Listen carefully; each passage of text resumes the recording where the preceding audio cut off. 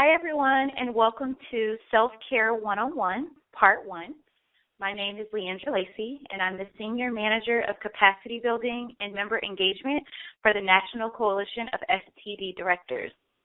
For those of you who are not familiar with us and may be joining an NCSD webinar for the first time, NCSD is a national public health membership organization based out of Washington, D.C.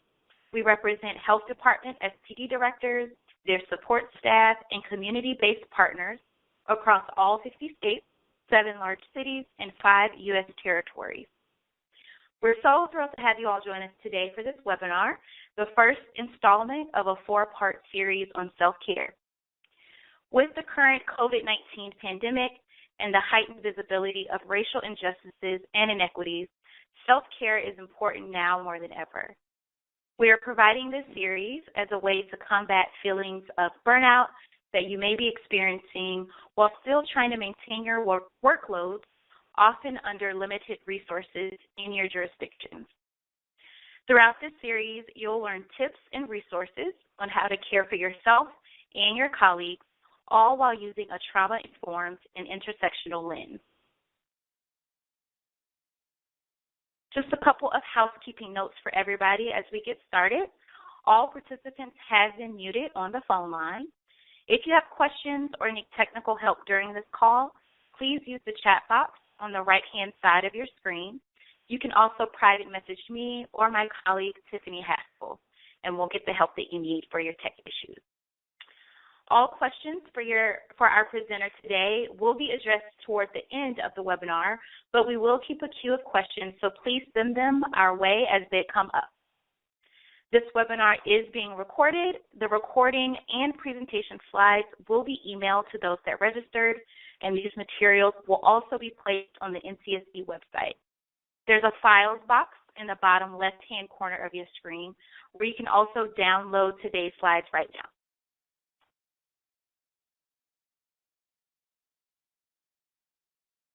Now to introduce our presenter today and for the remaining webinars in this 4-part series, Robert George has worked for over 20 years in the field of HIV. His experience has included case management, behavioral health, and housing services, as well as prevention services including syringe access programming. He has managed and supported programs in both urban and rural areas of Colorado. For a brief time, he worked as a consultant providing training and capacity building to HIV case management programs across the country. Currently, Robert is the program manager for the Ryan White Part A program in Denver. He and his team are dedicated to providing high-quality support to programs providing HIV care and treatment services in the Denver area. Robert uses a trauma-informed approach in his work in order to create healthy environments for programs and providers to do their best work and effectively serve their communities. So I'll turn it over to you now, Robert. All right, thank you. So this is Self-Care Part 1. And as Leandra was describing, this is the first of a 4-part series that I'll be presenting on. We're going to do self-care in terms of its definition and foundational concepts in this session, and we're going to expound on that in the next session. Part 3 will be about supervision and self-care, and then Part 4 we're going to talk about some of the intersectionality and self-care around some of the things that we're facing in our world today. Again, my name is Robert George, 2 first names. A lot of people just go right for my last name and call me George. I've had some people somehow mix them together and call me Roger.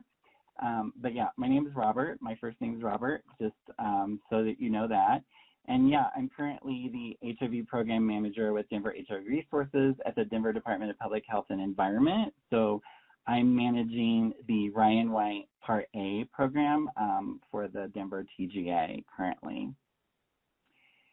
And as Leandra also shared in my bio, I have 20 years experience in, a little over 20 years of experience in HIV work in the Denver area. I started working at Colorado AIDS Project, and I was a case manager, and I moved into a supervisory position with that team, and then over time got to expand my responsibilities working with our larger programs in our Denver office.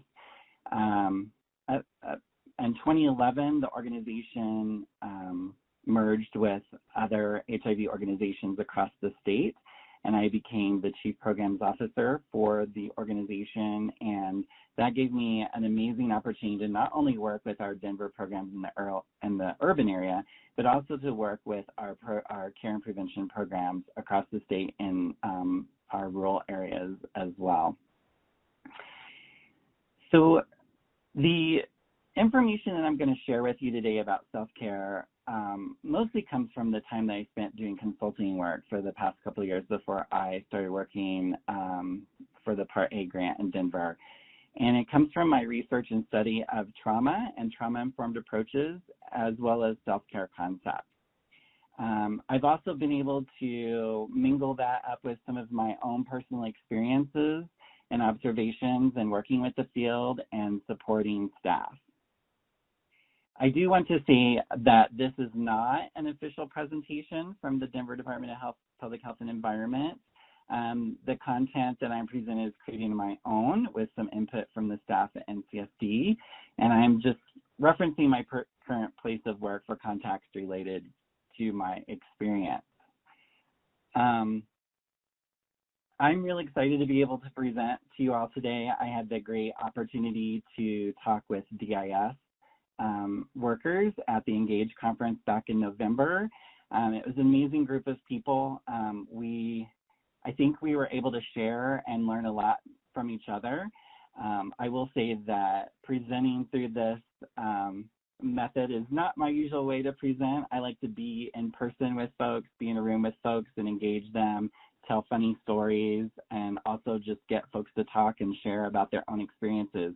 Because I think that it's usually more valuable to hear what your experiences are more than what I have to say. I will also say that, you know, there's a lot of self-care trainings out there. People are talking about self-care all the time and presenting on self-care, and I think that that's really amazing, and I really appreciate that. And I also just want to say that every presenter presents a little differently. They take a little different, each person takes a different angle on the topic and a different approach. And I'm not saying that anything that I have to say is the definite guide or the answer to self-care. I'm definitely not a mental health professional, and I don't proclaim to be. But I hope that the information that I'm able to share with you today will be helpful for you to consider as you work to create your own definitions and strategies for self-care. And I encourage you to engage in reading articles, reading books, attending all different kinds of trainings and presentations and discussions on self-care from a variety of sources so that you can gain a broader understanding. I also want to encourage you to reflect on your own experience because the lived experience is very powerful and rich with information.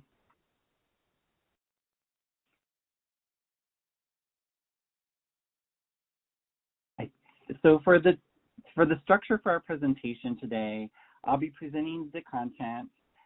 You can go ahead and start asking some questions in the chat during the presentation. We may be able to, I'm going to pay attention to Leandra as facilitator to see if there's anything that's burning that's coming up in the moment that we can take like a moment to answer. But we definitely will have plenty of time at the end of the presentation to answer any questions as well. So for our objectives today, as I said, this is a part one of a two-part presentation on self-care.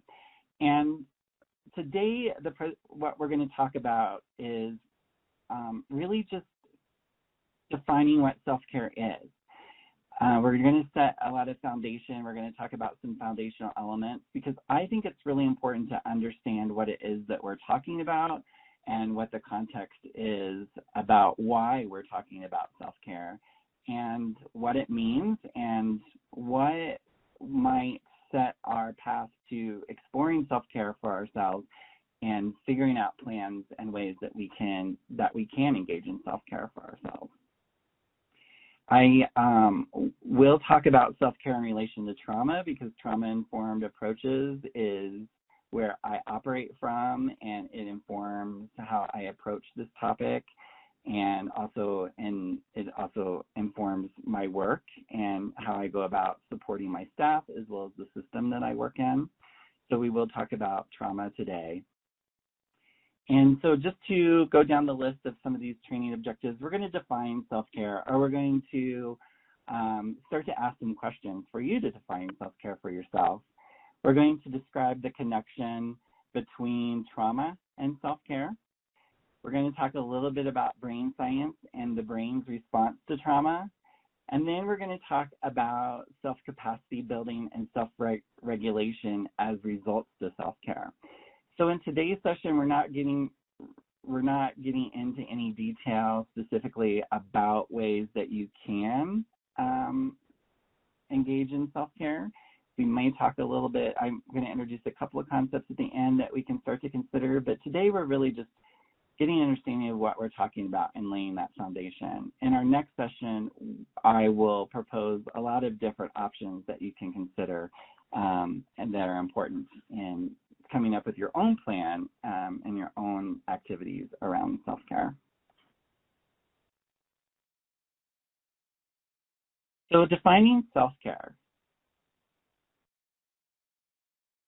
The big question is really, what does self-care mean to you? And yeah, I'm not here to tell you what self-care is or how to do it. I am just here again just to help you introduce some concepts that might help you to explore self-care and make some plans about how you might be engaging in self-care. And again, as I said, you can go to a variety of trainings on self-care, and every presenter is going to have a different take on this, and they're going to define it differently for you. And they generally follow the trends in the research and study, as well as pay attention to current socially defined concepts. And we're going to do some of that today as we explore this. And again, I just want to give you concepts that will inspire you to think about it for yourself. I know that the way that I approach it and the way I talk about it may not be your cup of tea. It may not really work for you, and that's okay. You do not have to follow specifically anything that I'm describing here, but hopefully, again, it will just inspire you to start to think about it for yourself and to decide what actions you might want to think about for your own plans for self-care. I will talk a little bit about my own experience with self-care. When I was, I guess, starting out in this field, I was going to self-care trainings, and I felt like I did have to follow what the trainer was telling me or presenting to me. And I just realized a lot of it didn't work for me. And in the next session, when we talk about some different ways that we can take care of ourselves, I'll even point out things that don't really resonate with me personally, but may resonate with you. And so, yeah, I really struggled with self-care at first, and I also just didn't really feel like I understood it, because I thought that what I really needed to do is, after a tough day at work, I needed just to come home and make like a nice cup of tea and get in a bubble bath and just soak for like 2 hours, and that everything would just go away. And it took a little bit more time, and for me to just be aware of myself to know that I needed a lot more than that, and that there was a lot more work that I needed to do for myself to be able to take care of myself, so that I could be present for the work that that was really important to me, and the work that I wanted to do.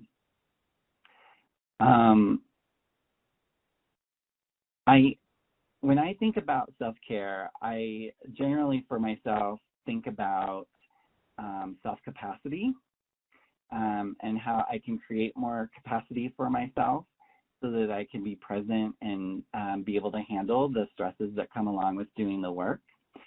I think about how I can get the physical and the mental energy to do the work that I love and not be overwhelmed by the work. My focus is generally on my health and wellness, focusing on my physical, my mental, and my emotional and spiritual health. And when I experience work when I experience stress at work, I just want to increase the energy that I have so that I can work through it. When I experience conflict with someone, I want to be able to stay grounded. I want to be able to express kindness and compassion and empathy. And I want to be able to work through conflict constructively. I also want to have a space to be able to be present with my own family and friends because, and we'll talk about relationships as we work through this presentation, but our relationships are really important to our self-care, but also we need self-care sometimes so that we can be present in our relationships. And so that's, my family and my friends are really important to me. So I just want to make sure that I'm well and healthy in those relationships as well. So that's a little description about what self-care means to me in particular. I also just want to say that I think it's important for us not to follow other people's expectations around what self-care looks like. We live in a world now where social media is where we get a lot of our information and we get a lot of our influences. And for some people, we can find ourselves comparing ourselves to our friends and our acquaintances through social media. And we think that what we see is that everybody else seems to be having a great life and they have it all together and they're just doing great, and we're striving to keep up with that. But what I wanted just to say is that when we try to do that, we're not always being authentic to ourselves. And when we aren't being authentic to ourselves, we can end up setting ourselves up for possible failures that leads to the opposite of what we want to accomplish through self-care. So again, the big question in all of this that I just want you to keep in mind, and as I talk and as I go through these presentations, or as you engage in other learning around self-care, is what does self-care mean to you?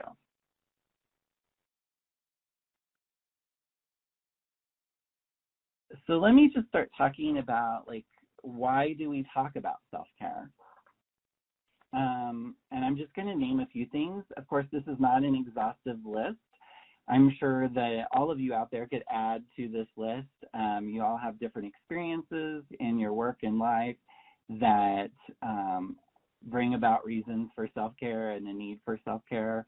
And so I'm just going to just name a few things just to get our brains thinking about it and start getting us to consider for ourselves why we want to engage in self-care. So, yeah, again, this is not an exhaustive list, but our jobs are hard. We work in human services, and I think, and those jobs come with stress, a lot of stress and a lot of pressures. That's, I think, the nature of work in general, as well as the nature of human service work. There are a lot of workload expectations, including large caseloads. When I was working at Colorado AIDS Project and supervising our case management team, I had 10 case managers that I was supervising, and each case manager had a caseload of between 130 and 150 clients. And it really at times seemed really impossible because of just the number of people that they had to be in contact with and they had to see. And along with that, there's a lot of documentation and a lot of expectations about how that documentation should be done and when it should be completed. And all of that just seemed to be really impossible. And a lot of the staff just didn't know how they were going to get it all done, or they didn't even know where they were going to get their energy to get it all done. We work with clients who don't cooperate. I know that we all want to come from a client-centered place, and we want to meet the clients where they are and the people that we work with. We want to be open to their experience, and we want to be supportive of them on their journeys. But I think that it's also okay and very natural for us just to feel like things would just go a lot easier if our clients would cooperate with us, because we have expectations on us for how we're trying to do the job, and we have a lot of folks that we have to work with. We have a lot of stuff that we have to get done, and if our clients would just cooperate with us, everything would go much more smoothly. And it's okay to feel that way, even if we also know that we want to come from a client-centered approach. And we might feel this way because when we're tired, we're going to have this perspective. And again, there's no judgment about this, but hopefully we can reframe the situation and be more client-centered in our work. And that's where self-care can be helpful, to put us in a different place where we can see things differently from the client's point of view. We also hear some really tough stuff in our work. When our clients talk about their situations, their life experiences, their trauma experiences, these are hard things to be a part of. And this leads to vicarious trauma, which is trauma that we experience through the empathetic engagement of someone else's trauma experience. And we'll talk more about vicarious trauma as we go along. And then there's burnout. And burnout comes up a lot in our work, right? I think that we identify it and we talk about it a lot when we're experiencing being tired, or we experience a lack of energy, or we just experience stress in general. We talk about burnout. But I also just want to say I think burnout means something different to everyone. And for me, burnout means doing so much of the same thing over and over to the point where I just get tired of it. It doesn't have any meaning for me anymore. It means administrative work that doesn't seem especially important. It means for me working in an environment that's not encouraging or appreciative. It can mean experiencing a high volume of vicarious trauma. And so I just want to encourage you to think about what burnout looks like for you. And what do you identify as the factors that contribute to that burnout? How does burnout feel? Again, what does that burnout mean to you when you're experiencing burnout? What does that mean to you? What is it telling you?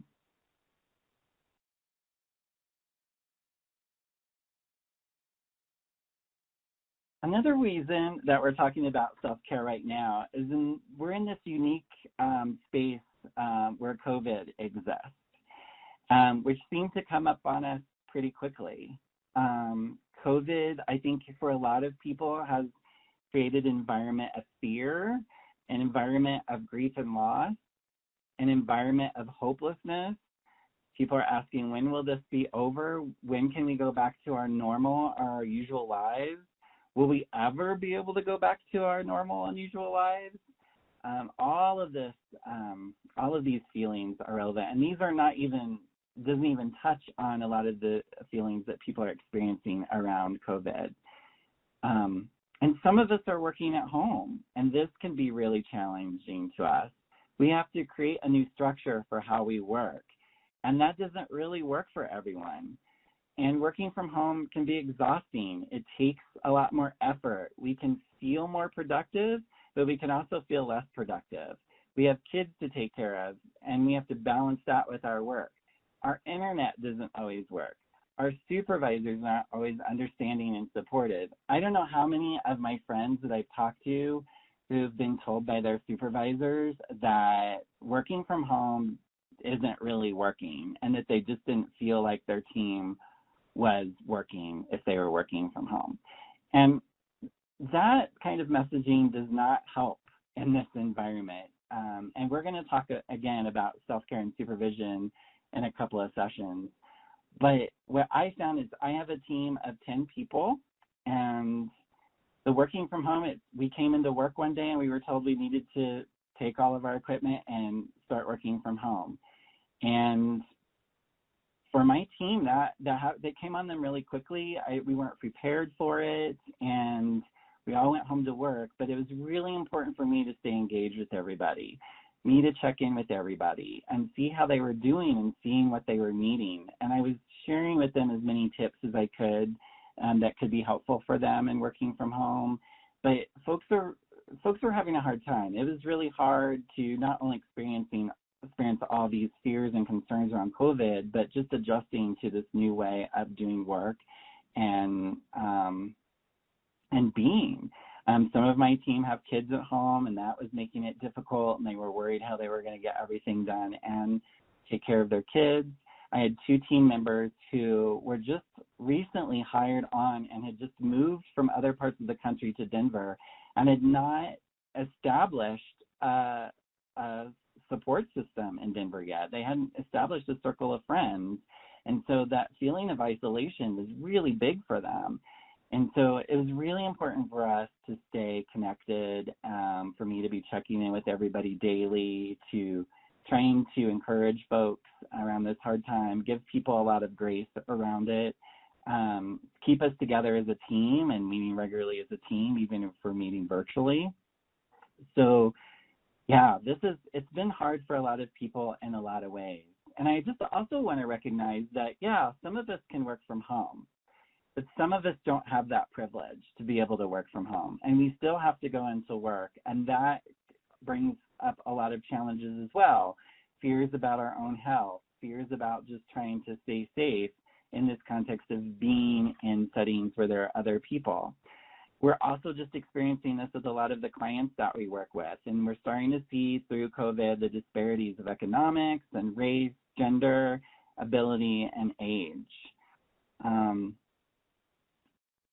I mentioned isolation. We don't have those same social environments that we had in our workplace. We don't have our usual social interactions just in our personal lives. We're experiencing distance. We're experiencing physical distance. We're experiencing barriers. When you go into stores, generally when we check out, there's always a plastic barrier between us. And all of that can bring challenges to our mental and emotional health. We're not wired to be distant in that way. But I want to recognize that some people are doing great in this environment. A lot of people who are introverts are actually thriving in this environment. And I've heard about that from some of my friends as well, that this is normal to them and this feels really comfortable. So, everybody's having a different experience around this. And just, again, acknowledging the health concerns around COVID, and how COVID also amplifies the attention around other health concerns like heart health, lung health, diabetes, and aging. People are really worried about getting sick. And we hear about all these stories about people in hospitals and on ventilators. And that just seems really scary to us. And also if we've had people in our lives who've been sick with COVID and it's had to be hospitalized, or we've lost people. I've had friends who have lost their parents who were in residential health care facilities during this time. It's been really, really hard on people because you don't have that same way of connecting with people that you care about.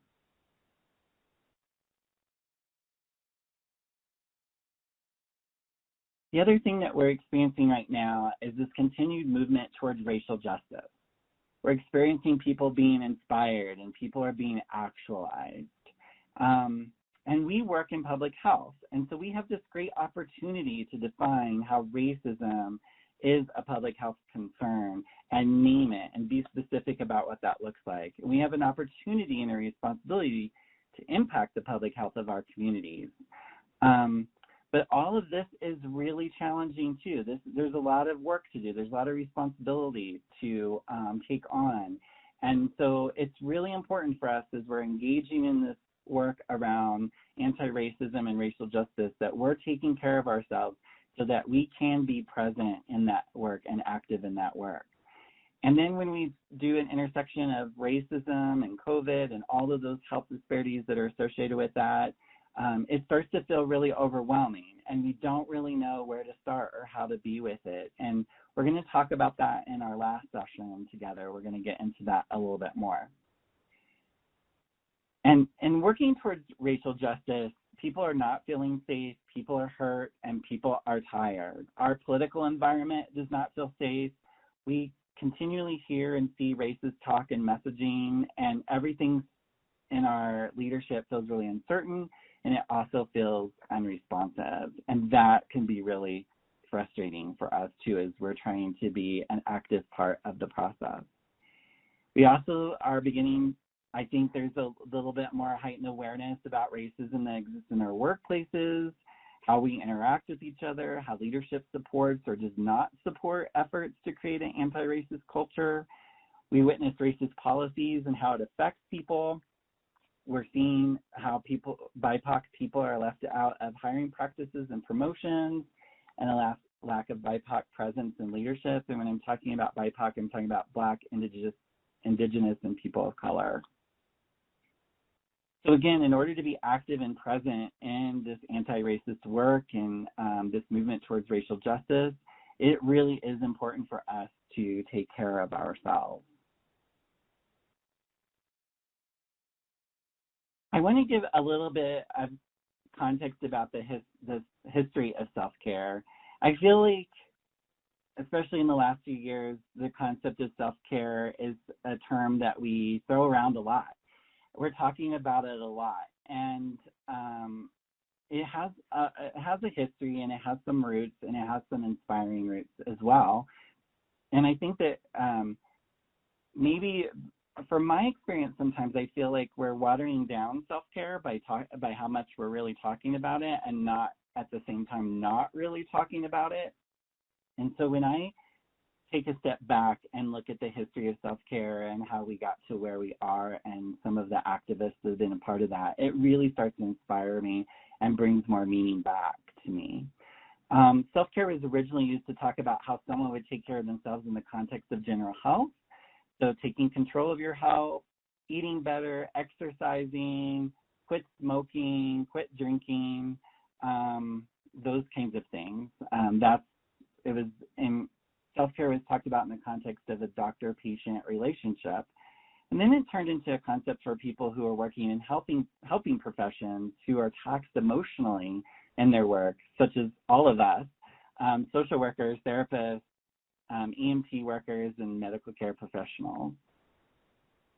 One of the great activists in our times and also around self-care is Audre Lorde, who self-described as Black, a lesbian, a mother, a warrior, and a poet.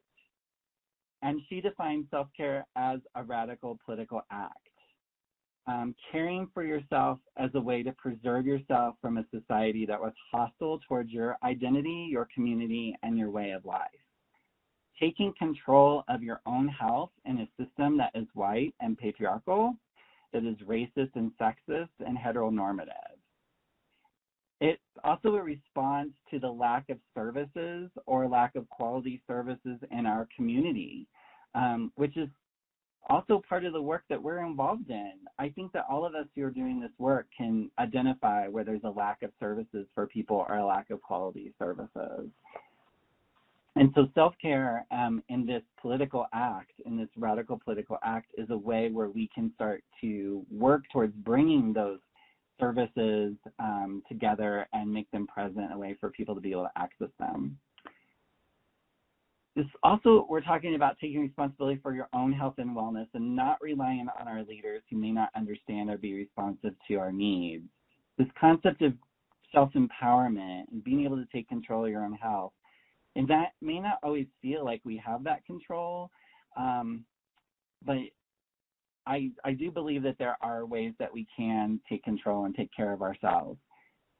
I'm going to talk about this in other sessions too, but I also recognize that self-care is also an act of privilege, and that's really hard for me to get my head around. There are people in our world and in our communities who don't have time for this. They don't have the resources for this.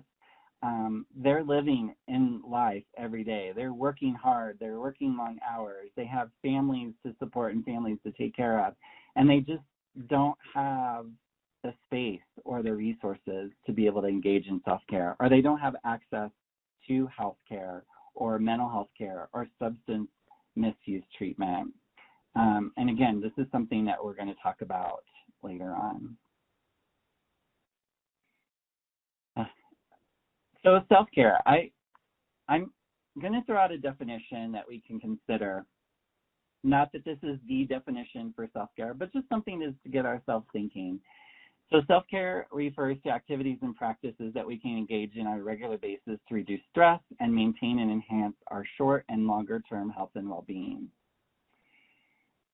Some things I just want to point out in this definition are activities and practices. These are things that we can actually do for ourselves, and they can be things related specifically to our health, but they could also be things that are fun and enjoyable to us that also contribute to ourselves, to our health. I want to point out the reducing stress. It doesn't take away stressful situations or prevent them from happening, but it can reduce the impact that those stresses have on us. And I also want to just point out the short and long-term health and well-being. So if we're taking care of ourselves and we're engaged in self-care, hopefully we can start to see the shorter-term effects of that on our health and well-being, as well as the longer-term effects. I just want to also share a few self-care aims. So some of these we've already mentioned and talked about. So again, taking care of your physical and psychological health, going to the doctor, seeing a dentist, eating right, exercising, evaluating your own health-related behaviors and how they're impacting you. Also seeing a mental health professional. I'm a big fan of mental health support and engaging in therapy, and if that's something that a person's interested in doing, I definitely encourage and support that. Stress, as we were talking about before, managing and reducing stress. It's really about reducing the impact of stress and how we experience it, because stress is going to happen around us. Heart and spirit, so honoring our emotional and spiritual needs, being in tune with how we're feeling and tending to that. We don't have to feel everything the right way or perfectly, and we don't always have to feel good. Self-care is not about making us feel good all the time. It's about noticing how we feel and tending to it in a nurturing way. That's what self-care is about. And you can define what your spiritual practice is and what your needs are, and you may not even have a spiritual practice. But if you do, just like your emotions, get in touch with what that experience may be and what your needs are, and find ways to give those attention and nurture them. Relationships, fostering and sustaining relationships. It is healthy to be in good relationship with people. That doesn't mean we shouldn't engage in conflicts or disagreements, because that's healthy too. But it's about how we respond to our relationships when there is conflict. That's what's important. And I always tell my team that they don't have to like each other. I'm definitely not requiring that. But I do ask that they treat each other with kindness and respect, and that they encourage each other and they engage in constructive communication. In our team meetings, we take a lot of time for appreciations, and that's the time when we can really acknowledge and value each other. And again, we'll talk more about that in supervision and self-care. I keep giving these teasers about these next few sessions, so hopefully you'll want to engage in those. It's also healthy for us to nurture those relationships with our family and friends as well. As I was saying earlier, it doesn't mean that we should tolerate unhealthy relationships, but find ways that we can engage in them in a more healthy way. Our relationships are part of our self-care, but we also need self-care so that we can be present in our relationships. And then lastly, integrate, so achieving an equilibrium across one's personal and work lives. So this work-life balance that we always talk about. We talk about that a lot, but what does it mean? And I guess that's what I would ask you, is what does work-life balance mean for you? For me, it's just evaluating if I have enough time for myself and my own life in relation to my work.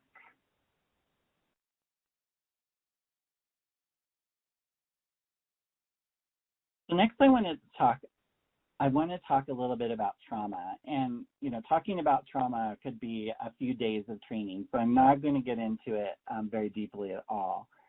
But why are we talking about trauma? Well, because stress is trauma. And we may experience a low level of stress that actually has a pretty big impact on us.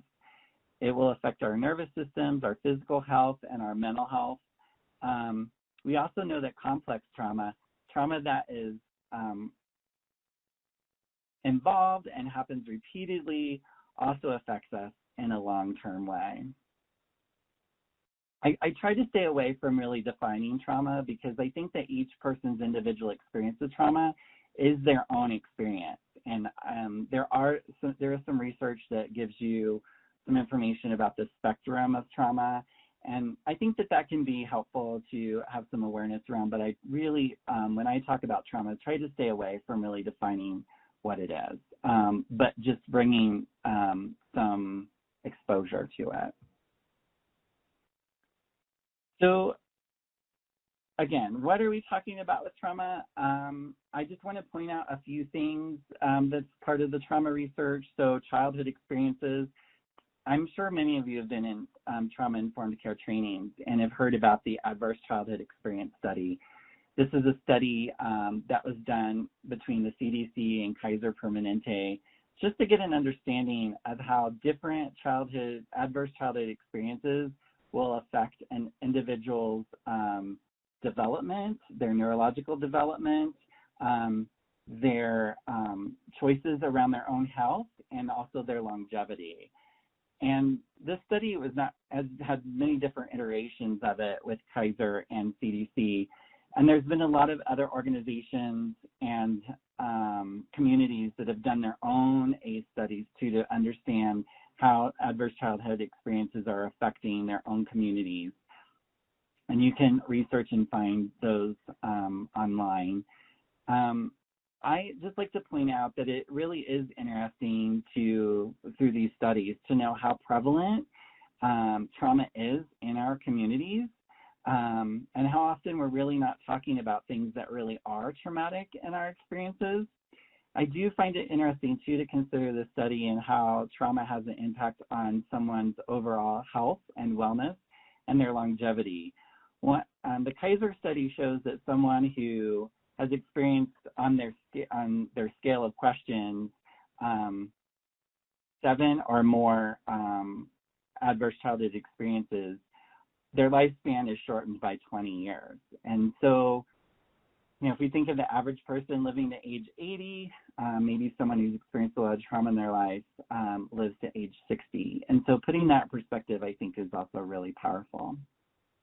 When we're talking about trauma, we're also talking about grief, and we're talking about a lot of life experiences. It might be grief and loss. It might be witnessing or be involved in violence or accidents.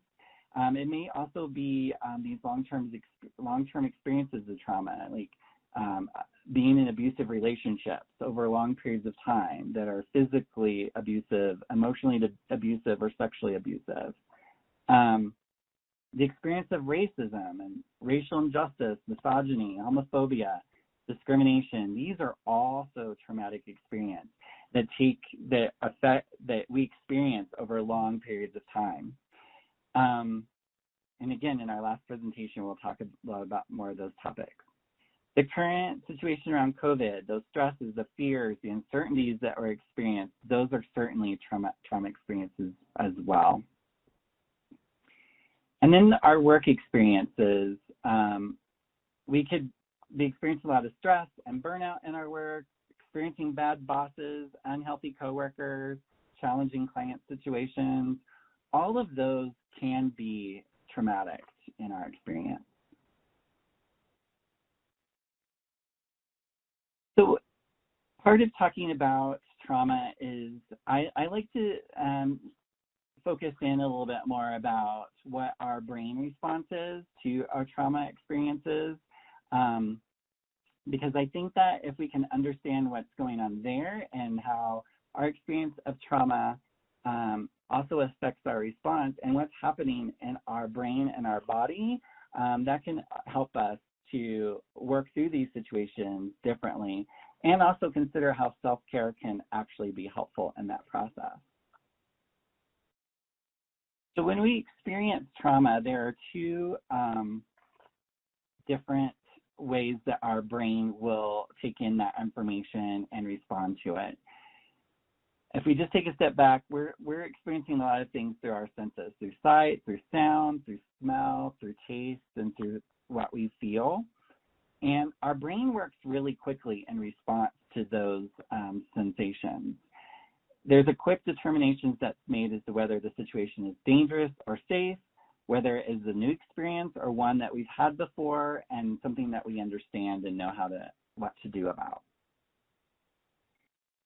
So if we're experiencing something that is maybe new for us and doesn't feel safe, our limbic system will kick into gear. Our limbic system sends messages to the rest of our body, and our bodies move into action. Our muscles and limbs get ready for a fight or flight response, and we're not really thinking. we aren't rationalizing or planning when it comes to this response. And this is a natural response to a situation that doesn't feel safe for us.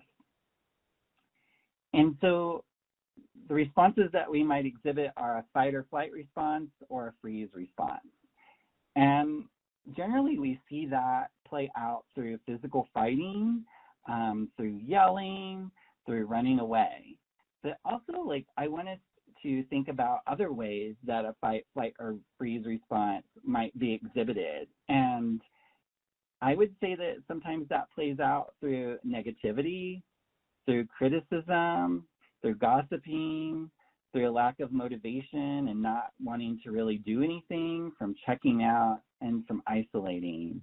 And all of this is really interesting because the concept of negativity bias really looks at how we see things always, or usually, like our tendency might be to look at things from a negative perspective, and that's very normal. That's been very key in our survival of looking things in that critical eye and then getting ourselves out of the way of danger.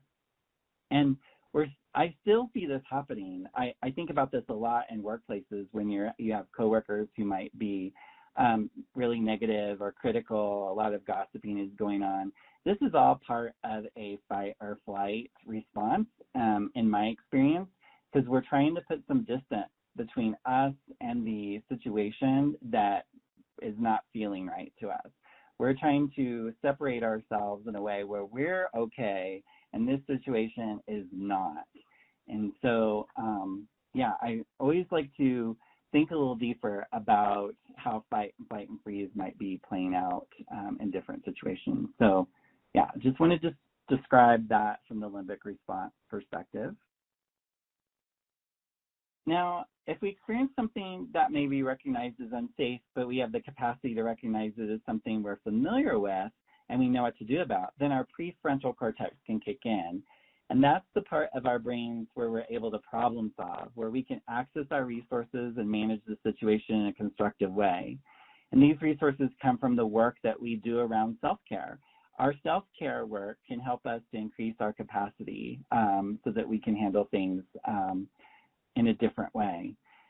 Through our prefrontal cortex, we can regulate our emotions more effectively. We won't be overwhelmed by this situation, and we can navigate it in a way that feels healthy.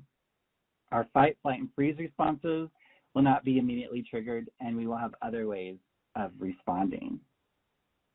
Again, it doesn't mean that a problem's not a problem, and it doesn't prevent us from encountering problem situations, but it just means that we can work through them in a way and have less of a harmful impact on ourselves. So next, I just want to talk about why self-care is important and why we practice it. So a couple of things that I would like to just mention are reasons why we practice self-care. And from my experience and what I've seen that works with some people is creating self-capacity and also exercising self-regulation. So creating self-capacity to handle stressful situations in a way that feels better and more manageable for ourselves. And for me, that's just defining a space to experience stressful situations with an internal space to experience them in a way where it doesn't affect me negatively, and that I have the space to look at it and determine constructive ways to respond and preserve my own wellness. Now, self-regulation is an awareness that allows me to identify what I'm feeling in the moment and to let go of the emotional intensity and to relax into the situation. So this doesn't mean that we can't feel outrage and around injustices or other wrongs, but these concepts can help support us and to do something about it. When we're looking at self-capacity, I like to use this acronym, FACES, which stands for flexibility, flexible, adaptive, coherent, energized, and stable. When we're operating this way, it allows us to slow down, to listen, to problem solve, and plan. And then we can operate with more empathy and compassion. Not only does this support ourselves, but it also can support the other person. there's this concept about emotional contagion, and usually I've talked about that in the concepts around de-escalation. And so when we're in a more stable place and we're being more flexible and adaptive, then and we're in a more calm state, that can also be contagious to other people as well, and can really help them to calm and to regulate. And this is something that I think is really good to talk about in the context of supervision, again, of creating this space and this awareness around these concepts and self-capacity, and to support that within our staff. I also just like to use the cup analogy when talking about self-capacity, and this cup analogy is one way to illustrate it. So the cup is our capacity to handle stress, and we all have different cup sizes, and that's based on our experiences around trauma. It's also based on our experiences around self-care, because self-care can affect the size of our cup and the size of our abilities to handle stress. And I always think of the cups at 7-Eleven when I think about this, because someday I'm a small coffee cup, and then some days I'm a big super double big gulp cup. It just all depends on where I'm at today, what I'm experiencing, and how I'm feeling. The water that's poured into the cup is the stress, whatever that might be. It could be work stress, it could be personal trauma experiences. And then our cup size determine how much stress and water we can hold. And sometimes those cups can overflow. So the question is, for you, is what size do you think your cup is? What is your capacity to handle stress? And it doesn't have to be any certain way. It's just bringing awareness of what that capacity is. And along with that, the space that's in between the liquid that's in our cup and the top of the cup, that's the space where we can breathe. That's the space where we have taken everything in and we still have some room for ourselves, where we have room to respond with spaces, as I was describing earlier. But if the water runs to the top of the cup, then we have no room and we have no space. So self-care creates a greater capacity in a larger cup so that we can respond with spaces.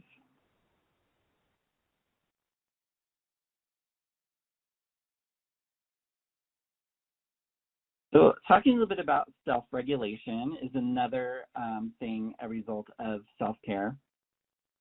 This can help us to maintain our emotions and behavior, resist highly emotional responses, to calm ourselves, to adjust to change, and handle frustrations. When I think of self-regulation, it helps me to just take, when I operate with self-regulation, it helps me to take a pause between feeling and action. It helps me to think things through, to make a plan, and to be more patient with myself in the situation. It helps me to manage anger and anxiety and act in accordance with my own values and my deeper moral conscience. Because I know what feels right or wrong to me, and I know what's important to me and how I want to respond to things. And self-regulation helps me to do that. So really it's just about taking some awareness and being able to understand of what we're feeling in the moment, and maybe not to act so quickly, but just take some time to do a little planning around our response, and not act so much on our emotions, but to regulate those emotions. So I have some tools for self-regulation are a couple of them: mindfulness and reframing. So this is where we are. I am offering you a little bit of information about some things you can do around self-care. And what I will say about this, as I was saying before, is that not everything that's involved in self-care works for everybody. And I will say that, and with these two things, mindfulness doesn't work for me. I know for a lot of people it really does, but I really have a hard time engaging in mindfulness practice. For some reason, I just don't connect with it, and it just doesn't work for me. And haven't really seen the benefits of it. And maybe I haven't given it enough chance, but I just know that this is something that is not something that I feel drawn to. But I do like to present and talk about it because a lot of people practice mindfulness and it really does help them and make a difference for them. And two of the main concepts around mindfulness are observing the present moment and then just letting judgments roll by. Being aware of your surroundings, what's happening around you, having thoughts about them, but just acknowledging them as thoughts, maybe having some judgments about them, but just acknowledging them as thoughts and judgments and letting them roll by and not putting too much weight and value on them. A lot of people like to do meditation practice where they're sitting quietly, focusing on breathing, and pay attention to what's happening with within themselves.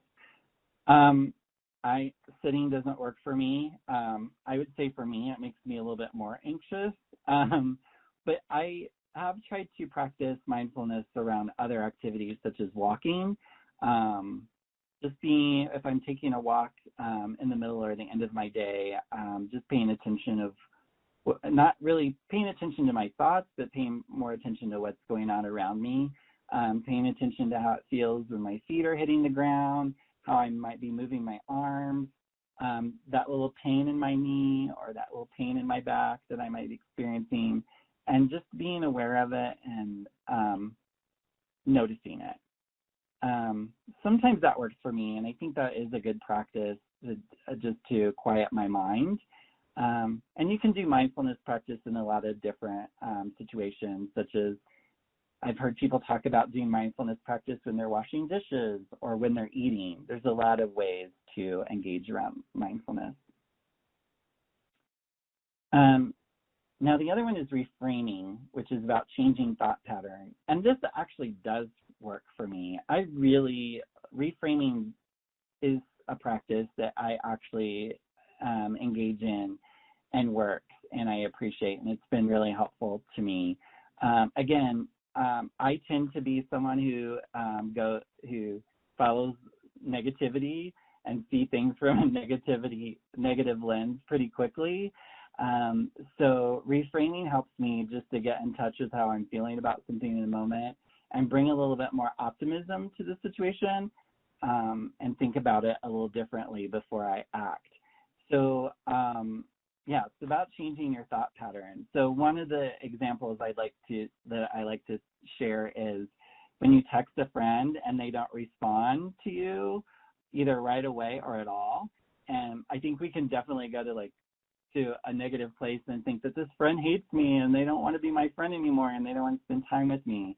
But if we can think about if we can reframe things and we can think about what's possibly really going on and bring a little bit more optimism into it, maybe instead of thinking that this friend hates me, maybe we can think that they're really busy right now and this is not a good time for them. So that's just a couple of specific self-care practices that you might consider that might work for you as you engage in your self-care exploration. So again, what does self-care mean to you? And I'm just going to propose 3 additional questions that you can consider as you explore this. How do you want to feel? What are your intentions? What are your goals around self-care? Where is it that you want to be? How do you want to feel and how do you want to get there? And when you think about intentions of goals, you can think about it for the day. Sometimes it's just breaking it down into smaller time increments. How do I want to take care of myself today? And what does that look like? Or how do I want to take care of myself this week? And what does that look like? That is one activity that's really helped me too, is just breaking it down even day to day. So that's the end of my presentation. It was a lot of information I recognized, and it was a lot of information that I went through pretty quickly. So you may have some questions that around some of this information, and so I want to be able to discuss those now if you have any. But also my email's here. If you have some questions later and you want to email me about them, I'm definitely available for that. And of course, the webinar has been recorded, so you can go back and look at some of the concepts as well as the slides also be available to you. So are there any questions? I think, Leandra, you were going to share those if they came up. Sure, yeah. Thank you so much for the great presentation, Robert. If you have questions, please submit them in the chat box. I'll read them aloud and then have Robert answer them. So I love the questions that you posed, Robert, around what does self-care mean to you.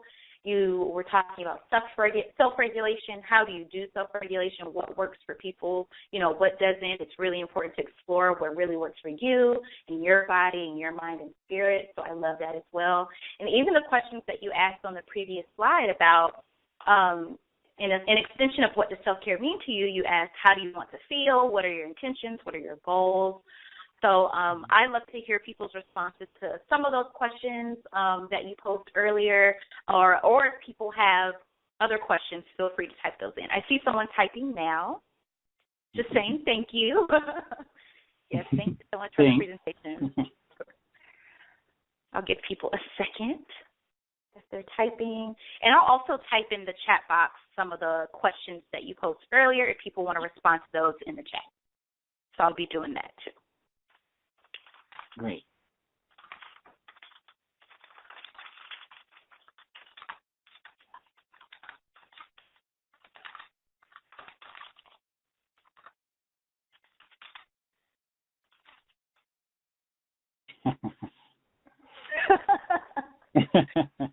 Thanks, Nicole, for that comment. Great presentation, Roger. Yeah, I know you said people kind of heard your names.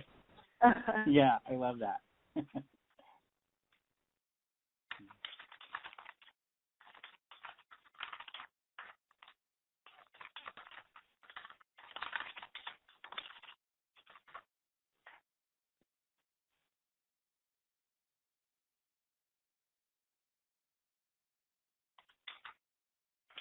LaShawna says, thanks for acknowledging that some of us have not been able to telework, even though we would like the opportunity.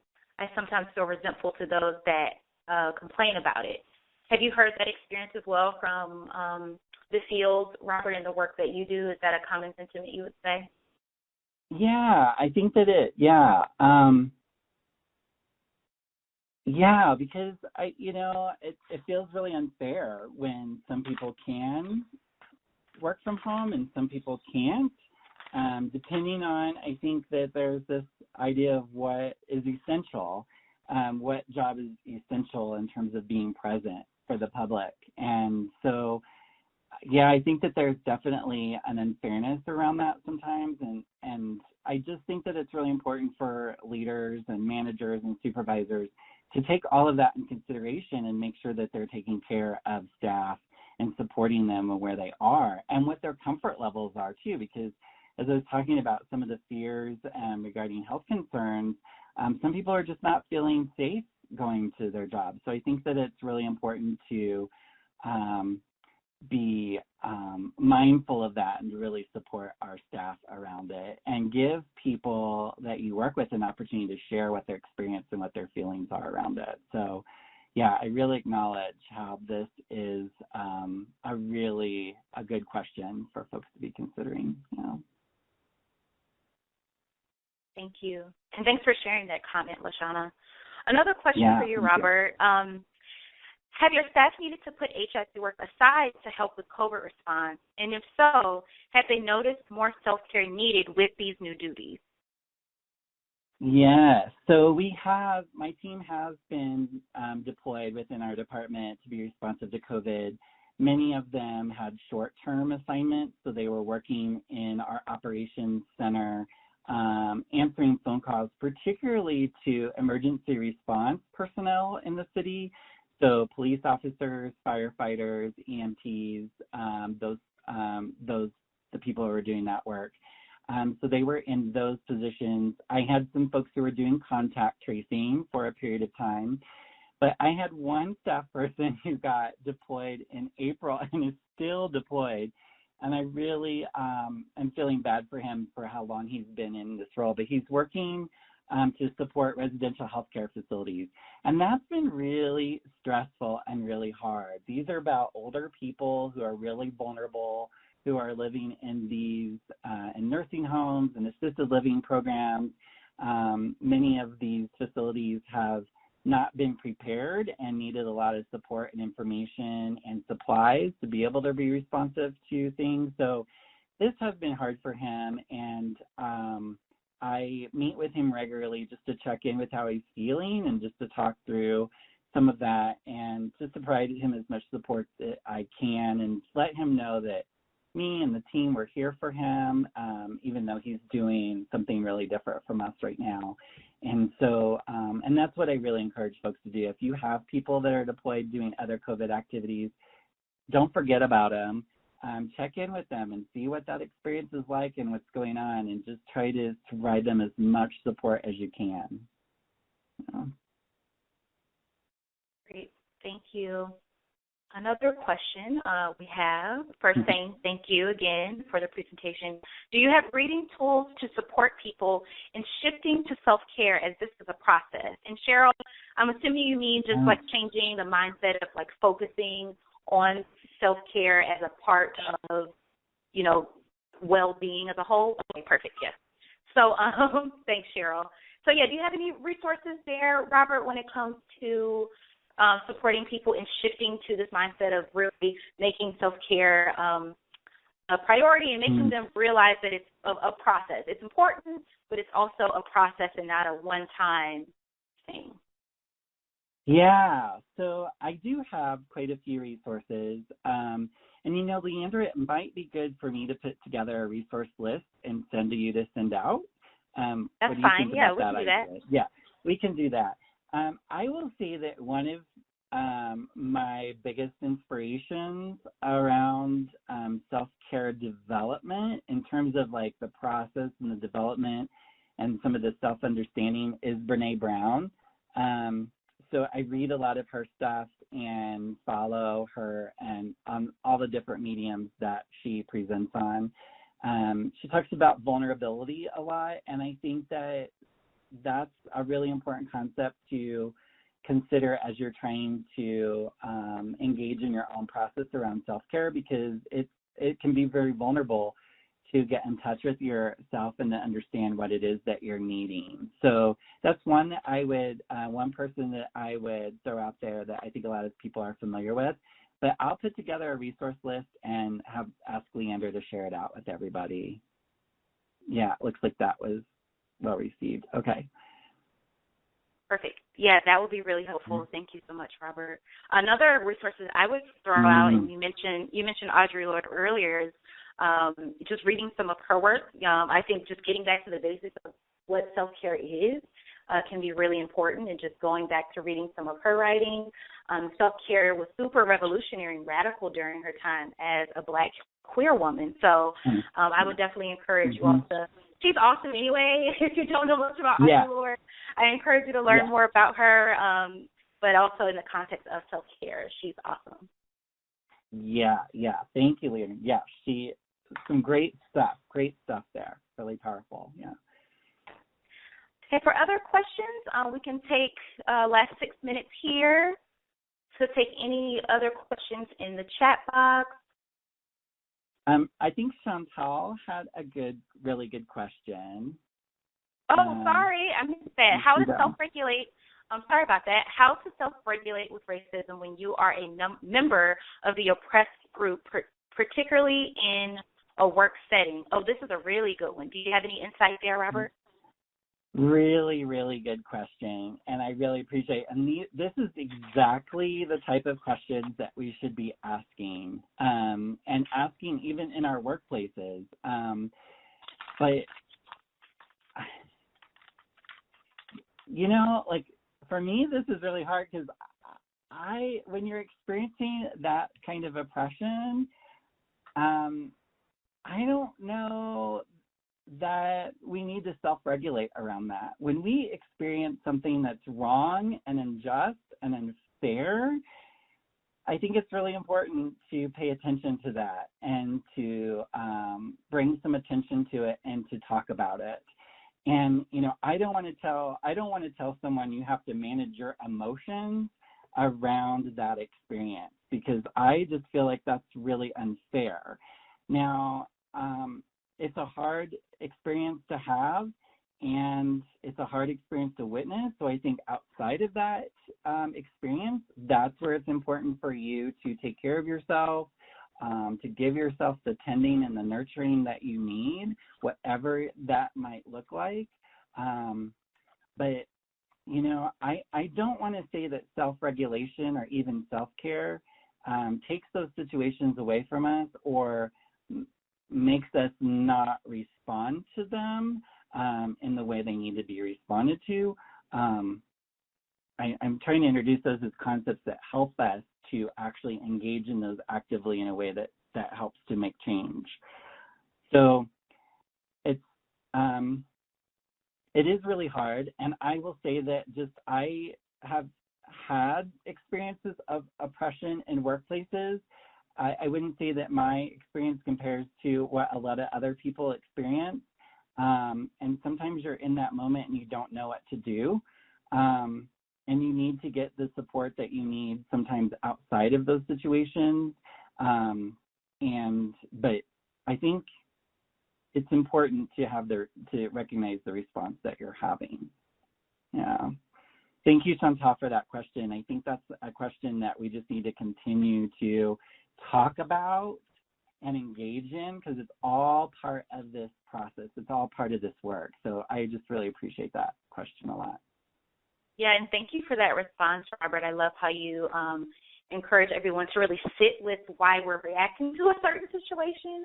I think that's really important, really questioning, why do I feel this way, when you're stepping back from it, but also not taking away from the importance of responding in that moment, especially if it's an interaction with a colleague. I mean, Chantal mentioned the work setting.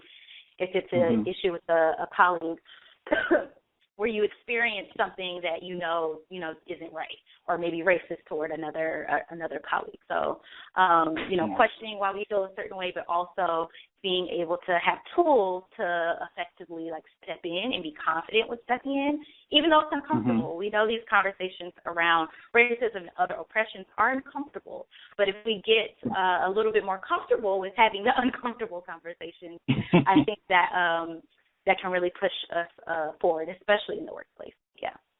Yeah, and don't let anybody tell you how you should feel about something. What you feel is real, and that should be acknowledged.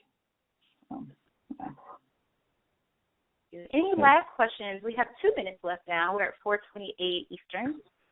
I can take maybe one more. But if not, I don't see anyone typing. I'll go ahead and give a little plug for our upcoming webinars as well. The next one will occur in 2 weeks at the same time, 3:15 to 4:30 p.m. Eastern. It'll be a part 2 of this 101 segment.